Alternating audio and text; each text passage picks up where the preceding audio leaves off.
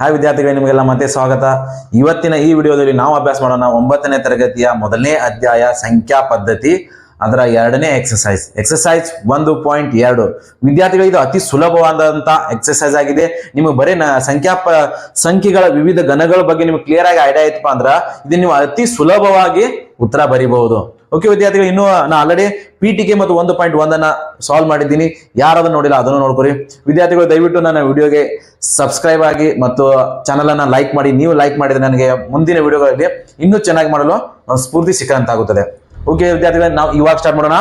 Exercise 1.2. ವಿದ್ಯಾರ್ಥಿಗಳೇ, ಮೊದಲನೇ ಪ್ರಶ್ನೆ, ಈ ಕೆಳಗಿನ ಹೇಳಿಕೆಗಳು ಸರಿಯೋ ತಪ್ಪೋ ತಿಳಿಸಿ ಮತ್ತು ಕಾರಣ ಕೊಡಿ ಅಂತ ಇದೆ. ಇದರಲ್ಲಿ ಮೊದಲನೇ ಪ್ರಶ್ನೆ ಏನಪ್ಪಾ ಅಂದ್ರ, ಪ್ರತಿಯೊಂದು ಅಭಾಗಲಬ್ಧ ಸಂಖ್ಯೆಯು ಒಂದು ವಾಸ್ತವ ಸಂಖ್ಯೆ. ಇದು ಸರಿಯೋ? ಅವ್ರೇನಪ್ಪ, ಪ್ರತಿಯೊಂದು ಅಭಾಗಲಬ್ಧ ಸಂಖ್ಯೆ ಏನಾಗಿರ್ತೈತಿ? ವಾಸ್ತವ ಸಂಖ್ಯೆ ಆಗಿರ್ತೈತಿ ಅಂತಾರೆ. ಹಾಗಾದ್ರೆ ಇದನ್ನ ನಾವು ಬಿಡಿಸ್ಬೇಕಾಗಿದ್ದಾರ ನಮ್ಮ ಅಭಾಗಲಬ್ಧ ಸಂಖ್ಯೆನೂ ಗೊತ್ತಿರ್ಬೇಕು, ವಾಸ್ತವ ಸಂಖ್ಯೆಗಳ ಗಣನು ಗೊತ್ತಿರ್ಬೇಕು. ಅಭಾಗಲಬ್ಧ ಸಂಖ್ಯೆಗಳ ಅಂದ್ರೆ ಯಾವ ಬರ್ತಾವಪ್ಪ ಅಂದ್ರ, ವಿದ್ಯಾರ್ಥಿಗಳೇ, ಇಲ್ಲಿ square root of 2, square root of 3, square root of 5, square root of 6 ಈ ತರ, ಮತ್ತು ಕೊನೆಗೊಳ್ಳದ ದಶಮಾಂಶಗಳು, ಕೊನೆಗೊಳ್ಳದ ಪುನರಾವರ್ತಿತವಲ್ಲದ ದಶಮಾಂಶಗಳು, ಇವೆಲ್ಲ ಏನಪ್ಪಾ ಅಂದ್ರ ಅಭಾಗಲಬ್ಧ ಸಂಖ್ಯೆಗಳು. ಇನ್ನು ವಾಸ್ತವ ಸಂಖ್ಯೆಗಳು ಯಾವ್ದ್ರ ನಿಮ್ಗೆ ಆಲ್ರೆಡಿ ಗೊತ್ತೈತಿ. ಈ ವಾಸ್ತವ ಸಂಖ್ಯೆಗಳಲ್ಲಿ ಎಲ್ಲಾ ಸಂಖ್ಯೆಗಳು ಬರ್ತಾವ. ಇದರಲ್ಲಿ ಯಾವ ಬರ್ತಾವಪ್ಪ ಅಂದ್ರ, 0 ಬರ್ತೈತಿ, ಧನ ಪೂರ್ಣಾಂಕಗಳು ಬರ್ತಾವು, ಮತ್ತ ಋಣ ಪೂರ್ಣಾಂಕಗಳು ಬರ್ತಾವು.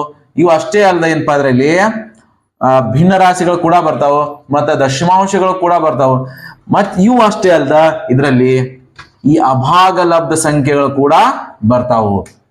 ವಾಸ್ತವ ಸಂಖ್ಯೆಗಳ ಗಣ ಅಂದ್ರೆ ಎಲ್ಲಕ್ಕಿಂತ ದೊಡ್ಡದಾದಂತ ಗಣ. ಹಾಗಾಗಿ ನಾವ್ ಏನ್ ಹೇಳ್ಬೋದಪ್ಪ, ಪ್ರತಿಯೊಂದು ವಾಸ್ತವ ಸಂಖ್ಯೆ ಎಲ್ಲಿರ್ತದೆ, ಪ್ರತಿಯೊಂದು ಅಭಾಗಲಬ್ಧ ಸಂಖ್ಯೆ ವಾಸ್ತವ ಸಂಖ್ಯೆಗಳ ಗಣದಲ್ಲಿ ಇದ್ದೇ ಇರ್ತೈತಿ. ಹಾಗಾಗಿ ಈ ಹೇಳಿಕೆ ಸರಿಯಾಗಿದೆ ವಿದ್ಯಾರ್ಥಿಗಳೇ. ಹಾಗಾಗಿ ನೀವು ಇಲ್ಲಿ ಉತ್ತರ ಬರೀರಿ, ಈ ಹೇಳಿಕೆ ಸರಿ. ಕಾರಣ ಏನಪ್ಪಾ ಅಂದ್ರ, ಪ್ರತಿಯೊಂದು ಅಭಾಗಲಬ್ಧ ಸಂಖ್ಯೆಯು ವಾಸ್ತವ ಸಂಖ್ಯೆ ಆಗಿರುತ್ತದೆ. ವಿದ್ಯಾರ್ಥಿಗಳು, ಇವಾಗ 2ನೇ ಪ್ರಶ್ನೆ, ಸಂಖ್ಯಾ ರೇಖೆಯ ಮೇಲಿನ ಪ್ರತಿಯೊಂದು ಬಿಂದುವು ಸ್ಕ್ವೇರ್ ರೂಟ್ ಆಫ್ m ರೂಪದಲ್ಲಿ ಇರುತ್ತದೆ. ಇಲ್ಲಿ m ಒಂದು ಸ್ವಾಭಾವಿಕ ಸಂಖ್ಯೆ. ವಿದ್ಯಾರ್ಥಿಗಳೇ, ಈ ಹೇಳಿಕೆ ತಪ್ಪು.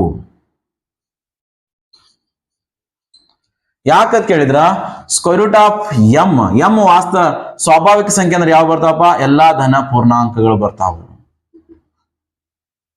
ಹಾಗಾಗಿ ಇವುಗಳನ್ನ ವರ್ಗಮೂಲಗಳನ್ನ ನಾವು ಬರ್ದಾಗ ಏನಾಗಿರ್ತೈತಪ್ಪ ಅಂದ್ರ, ಅದು ಕೆಲವೊಂದು ಸಂಖ್ಯೆಗಳಿಗೆ ಮಾತ್ರ ಏನಾಗಿರ್ತೈತಪ್ಪ ಅಂದ್ರ, ಅದು ಸಂಖ್ಯಾ ರೇಖೆ ಮೇಲೆ ಈಗ ಸ್ಕ್ವೇರ್ ರೂಟ್ ಆಫ್ 1 ಬರ್ತದೆ, ಸ್ಕ್ವೇರ್ ರೂಟ್ ಆಫ್ 4 2 ಬರ್ತದೆ, ಸ್ಕ್ವೇರ್ ರೂಟ್ ಆಫ್ 9 ಏನ್ ಬರ್ತೈತಪ್ಪ 3 ಬರ್ತೀವಿ. ಅದನ್ನ ಬಿಟ್ಟು ಇವು ಕೆಳಗೆ ಏನು ಉಳ್ಕಾದ ಏನ್ ಸಂಖ್ಯೆಗಳು ಇರ್ತಾವ ನೋಡ್ರಿ, ಈ 2ರ ರೂಟ್ ನಾವು ಬರ್ದಿದ್ವಪ್ಪ ಅಂದ್ರ 1.414 ಈ ತರ ಒಂದು ದಶಮಾಂಶ ಸಂಖ್ಯೆ ಬರ್ತಿದೆ. ಅಂದ್ರೆ ಇದು ಒಂದು ಭಾಗಲಬ್ಧ ಸಂಖ್ಯೆ ಆಗಿರ್ತೈತಿ.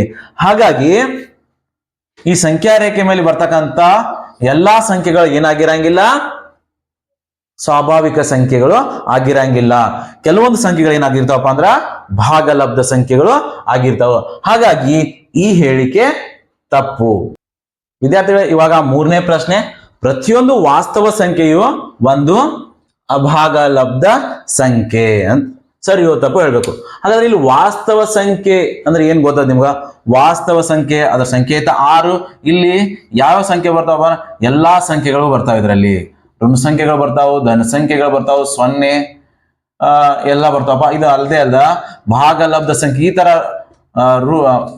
ಈ ರೀತಿಯ ಸಂಖ್ಯೆಗಳು ಕೂಡ ಇದರಲ್ಲಿ ಬರ್ತಾವು. ಮತ್ತ ಇದರ ನೀವು ಈ ತರಾನು ಬರ್ಕೋಬಹುದು ಅದನ್ನ. ಮತ್ತೆ ಇಲ್ಲಿ ಅಭಾಗಲಬ್ಧ ಸಂಖ್ಯೆಗಳು ಬರ್ತಾವು, ಭಾಗಲಬ್ಧ ಸಂಖ್ಯೆಗಳು ಕೂಡ ಇದರಲ್ಲಿ ಬರ್ತಾವು. ಒಟ್ಟಾರೆಯಾಗಿ ಎಲ್ಲಾ ಸ್ವಾಭಾವಿಕ ಸಂಖ್ಯೆಗಳು, ಪೂರ್ಣ ಸಂಖ್ಯೆಗಳು, ಪೂರ್ಣಾಂಕಗಳು, ಭಾಗಲಬ್ಧ ಸಂಖ್ಯೆಗಳು, ಅಭಾಗಲಬ್ಧ ಎಲ್ಲಾ ಸೇರಿ ಏನಾಗಿರ್ತೈತಪ್ಪ ಅಂದ್ರೆ ನಮ್ದ ವಾಸ್ತವ ಸಂಖ್ಯೆಗಳ ಗಣ ಆಗಿರ್ತೈತಿ. ಎಲ್ಲಕ್ಕಿಂತ ದೊಡ್ಡ ಗಣ ಇದು ವಾಸ್ತವ ಸಂಖ್ಯೆಗಳ ಗಣ. ಇನ್ನ ನಮಗ್ ಕೇಳಿದೆಪ್ಪ, ಅವ ಪ್ರತಿಯೊಂದು ವಾಸ್ತವ ಸಂಖ್ಯೆ ಏನಾಗಿರ್ತೈತಿ ಹೇಳ್ತಾನ, ಅಭಾಗಲಬ್ಧ ಸಂಖ್ಯೆ ಆಗಿರ್ತೈತಿ ಅಂತ ಹೇಳ್ತಪ್ಪ. ಹಿಂದಿನ ಸಂಖ್ಯೆಯಲ್ಲಿ ನೀವು ಆಲ್ರೆಡಿ ಕಲ್ತಿರಿ. ಅಭಾಗಲಬ್ಧ ಸಂಖ್ಯೆಗಳು ಯಾವದಾವ? Irrational numbers, ಅಭಾಗಲಬ್ಧ. ವಿದ್ಯಾರ್ಥಿಗಳ ಅಭಾಗಲಬ್ಧ ಸಂಖ್ಯೆಗಳಲ್ಲಿ ಕೇವಲ square root of 2, square root of 3, square root of 5 ಈ ತರ ಸಂಖ್ಯೆಗಳು ಮತ್ ಇವಾಗದೆ ಕೊನೆಗೊಳ್ಳದ ದಶಮಾಂಶಗಳು ಬರ್ತಾವಪ್ಪ.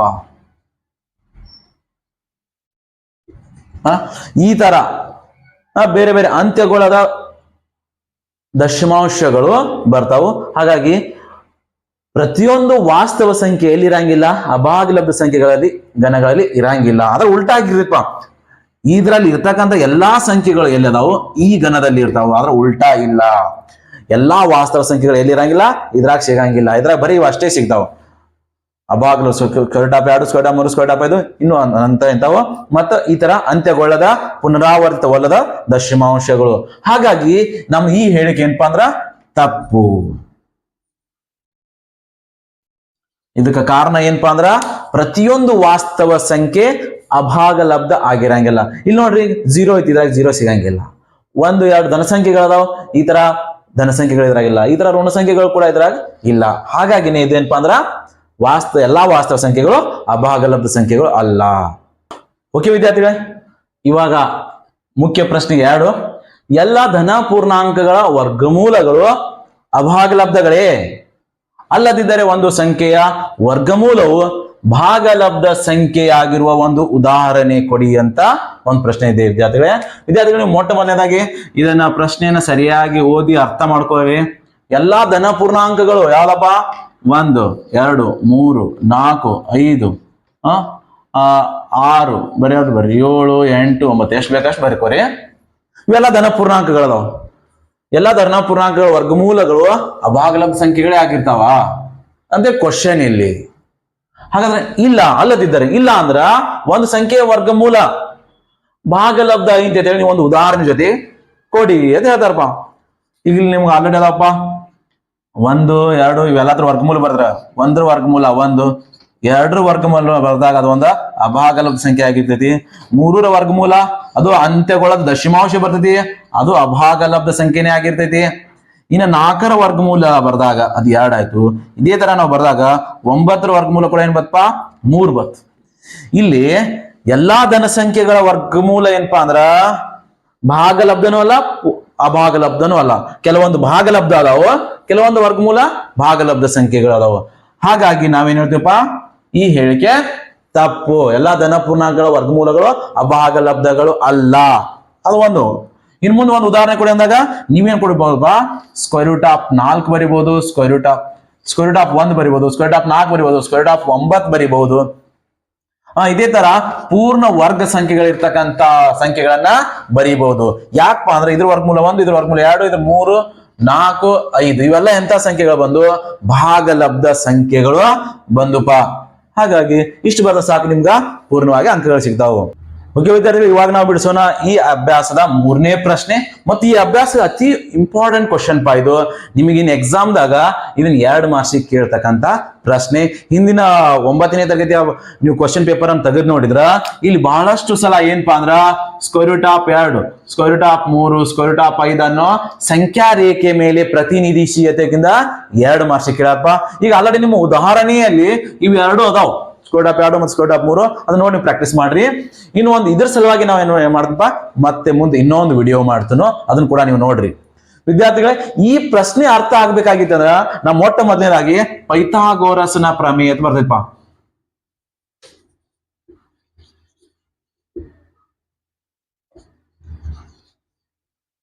ಈ ಪ್ರಮೇಯ ಬಗ್ಗೆ ನಿಮ್ಗ ಗೊತ್ತಿರ್ಬೇಕು, ಪೈಥಾಗೋರಸ್ನ ಪ್ರಮೇಯ. ಈ ಪೈಥಾಗೋರಸ್ನ ಪ್ರಮೇಯ ಏನಪ್ಪಾ ಅಂದ್ರ ಇದು ಮುಖ್ಯವಾಗಿ ಲಂಬಕೋನ ತ್ರಿಭುಜಕ್ಕೆ ಸಂಬಂಧಪಟ್ಟಿದ್ದು.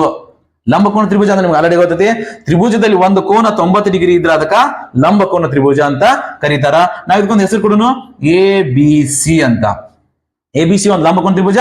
ಇಲ್ಲಿ B 90 ಡಿಗ್ರಿ ಸಂಕೇತ, 90 ಡಿಗ್ರಿ ಸಂಕೇತಪ್ಪ. ಈ 90 ಡಿಗ್ರಿ ಅಭಿಮುಖ ಭಾವಕ್ಕೆ ಏನ್ ಕರೀತಾರ? ವಿಕರ್ಣ ಅಂತ ಕರೀತಾರ. ಇವು 2 ಉಳಿದ ಬಾಹುಗಳು. ಇದು ವಿಕರ್ಣ, ಇದು ಉಳಿದ 2 ಬಾಹುಗಳು. ಪೈಥಾಗೋರಸ್ನ ಪ್ರಮೇಯ ಏನ್ ಹೇಳಿದಪ್ಪ ಅಂದ್ರ ಒಂದು ಲಂಬಕೋನ ತ್ರಿಭುಜದಲ್ಲಿ ವಿಕರ್ಣದ ವರ್ಗ ಅಂದ್ರೆ 90 ಡಿಗ್ರಿ ಅಭಿಮುಖ ಭಾವನ ವರ್ಗ, ಇದರ ವರ್ಗ, ಇದು ಬಾಹು, ಇದ್ರ ವರ್ಗ ಅಂದಾಗ ಸ್ಕ್ವೇರ್ ಮಾಡ್ತೀವಿ ನಾವು. ಉಳಿದ 2 ಬಾಹುಗಳ ವರ್ಗದ ಮೊತ್ತಕ್ಕೆ ಸಮನಾಗಿರುತ್ತದೆ. ಉಳಿದ 2 ಬಾಹು ಯಾವಪ್ಪ? ಒಂದು AB, ಇನ್ನೊಂದು ಭಾವ ಯಾವ್ದಪ್ಪ ಬಿ ಸಿ. ಇವೆರಡು ತರ ನಾವು ವರ್ಗ ಮಾಡಿ ಕೂಡಿಸಿದಕ್ಕೆ ಸಮ ಬರ್ತೈತಿ ಅಂತ ಹೇಳ್ತಾರಪ್ಪ. ಇವೆರಡು ವರ್ಗ ಮಾಡಿ ಕೂಡಿಸಿದ್ರೆ ಎಷ್ಟು ಬರ್ತಂದ್ರ ಇದ್ರ ವರ್ಗ ಎಷ್ಟು ಬರುತ್ತೋ ಅದಕ್ಕೆ ಸಮ ಇರ್ತೈತಿ. ಒಂದು ಉದಾಹರಣೆ ನಿಮ್ಗೆ ಕೊಡ್ತು. ಇದರ ಬೆಲೆ 5 ಸೆಂಟಿಮೀಟರ್ ತಿಳ್ಕೊರಿ. ಇದು 3 ಸೆಂಟಿಮೀಟರ್, ಇದು 4 ಸೆಂಟಿಮೀಟರ್. ಹಾಗಾಗಿ ನೋಡ್ರಿ ನಾವು ಎ ಸಿ ಅನ್ನು ಸ್ಕ್ವೇರ್ ಮಾಡಿದಾಗ ಇದು 5 ಸ್ಕ್ವೇರ, ಇದು ಎ ಬಿದಪ್ಪ 3 ಸ್ಕ್ವೇರ, ಬಿ ಸಿ ದ 4 ಸ್ಕ್ವೇರ. 5 ಸ್ಕ್ವೇರ್ ಬೆಲೆ 25 ಆಯ್ತು. ಇನ್ನು ಇವು ಎರಡು ವರ್ಗ ಮಾಡಿ ಕೂಡಿಸಿದ್ರು ಕೂಡ 25 ಬರಬೇಕು. 3ರ ವರ್ಗ 9, 4ರ ವರ್ಗ 16. ಇದು 9, 16 ಕೂಡಿಸಿದ್ರೆ ಎಷ್ಟು ಆಗ್ತದೆ ಅಂದ್ರ 25 ನೋಡ್ರಿ.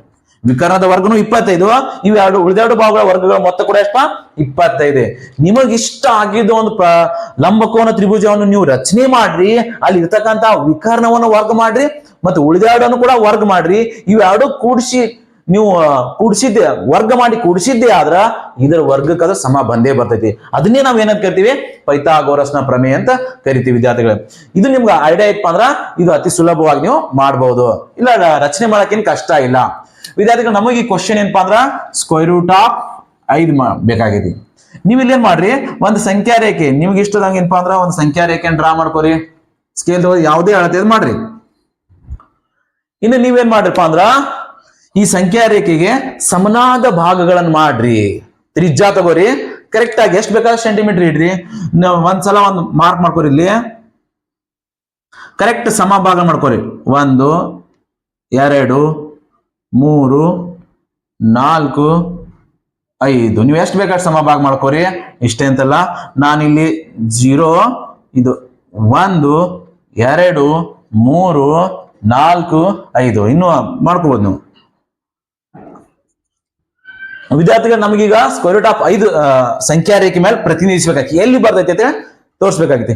ನಾನು ಇಲ್ಲಿ 0ದಿಂದ ನನ್ನ ರಚನೆಯನ್ನು ಸ್ಟಾರ್ಟ್ ಮಾಡ್ತೇನೆ. ಇದಕ್ಕೆ ನಾವ್ ಏನಂತ ಹೆಸರುಕೊಡ್ತೀನಪ್ಪ ಎ. ಈಗ ನಮ್ಗೆ ಬೇಕಾಗಿ ಸ್ಕ್ವೇರ್ ರೂಟ್ ಆಫ್ 5 ಅಂದ್ರ ನಾ ಮೊಟ್ಟ ಮೊದಲನೇದಾಗಿ ಇದನ್ನ 2 ಭಾಗ ತಗೋತೀನಿ. ಇದು ಎಷ್ಟಪ್ಪ ಇಲ್ಲಿಂದ ಇದು 1 ಇಲ್ಲಿವರೆಗೆ 2. ಇದು ಒಂದು ಬಾಹು. ಇದಕ್ಕೊಂದು ಹೆಸರು ಕೊಡ್ತೀನಿ ಈ ಪಾಯಿಂಟ್ದಾಗ.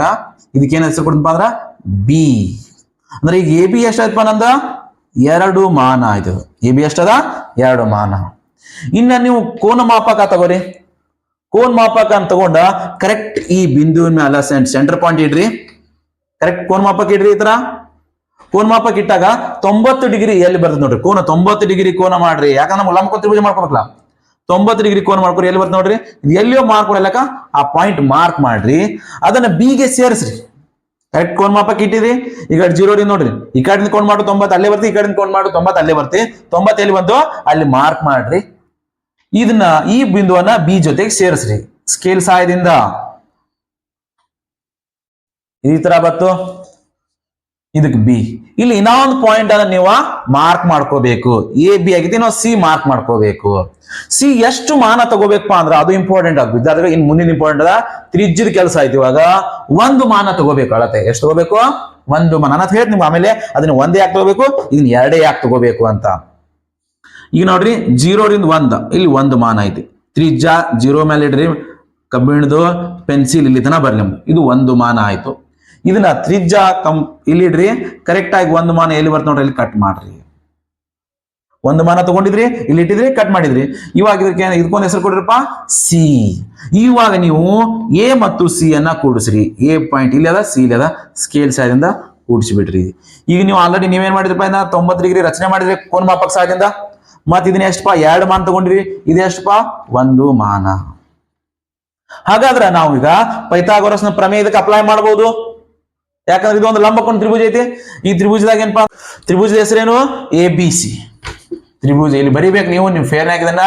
ತ್ರಿಭುಜ ಎ ಬಿ ಸಿ ಅಲ್ಲಿ 90 ಡಿಗ್ರಿ ಕೋನ ಯಾವಪ್ಪ, ಬಿ 90 ಡಿಗ್ರಿ ಕೋನ. ಹಾಗಾಗಿ ಇದರ ವಿಕರ್ಣ ಯಾವ್ದದ 90 ಡಿಗ್ರಿ ಅಭಿಮುಖ ಬಾಹು ಯಾವ್ದದ, ಇದು ಅದ 90 ಡಿಗ್ರಿ ಕೋನ. ಇಲ್ಲಿ ಅಭಿಮುಖ ಬಾಹು, ಇದರ ಹೆಸರಪ್ಪ ಎ ಸಿ. ಎ ಸಿ ಯ ವರ್ಗ ಎ ಸಿ ಸ್ಕ್ವೇರ್. ಉಳಿದೆರಡು ಬಾಹುಗಳು ಯಾವಪ್ಪ, ಒಂದು ಎ ಬಿ, ಇನ್ನ ಒಂದು ಬಿ ಸಿ.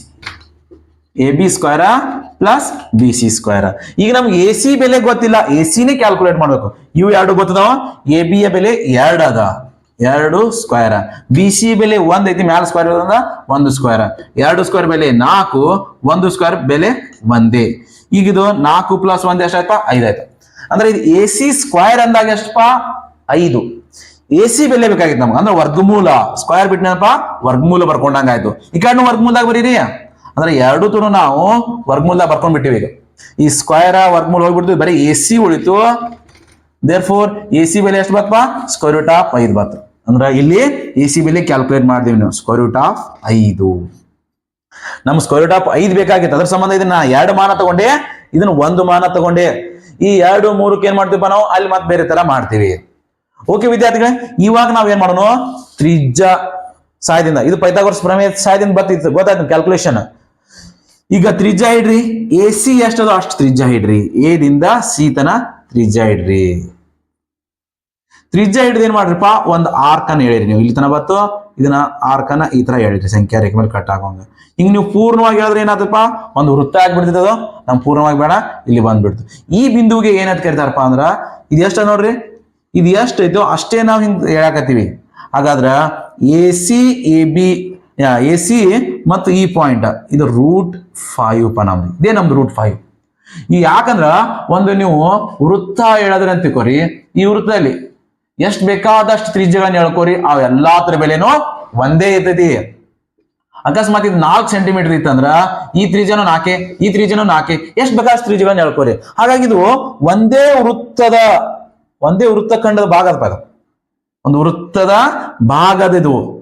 ಇಷ್ಟೊಂದು ಕಂಸ ಹೇಳಿದೀನಿ ನಾನು, ಇಲ್ಲೊಂದು ತ್ರಿಜ್ಯ ಹೇಳಿದನು, ಮತ್ತೆ ಇಲ್ಲಿದಿಂದ ಇದು ಒಂದು ತ್ರಿಜ್ಯನೇ ಆಗ್ಬಿಡ್ತು. ಹಾಗಾಗಿ ಇದು √5 ಅಂದ್ರ ಇದು ಕೂಡ √5ನೇ ಆಯ್ತು.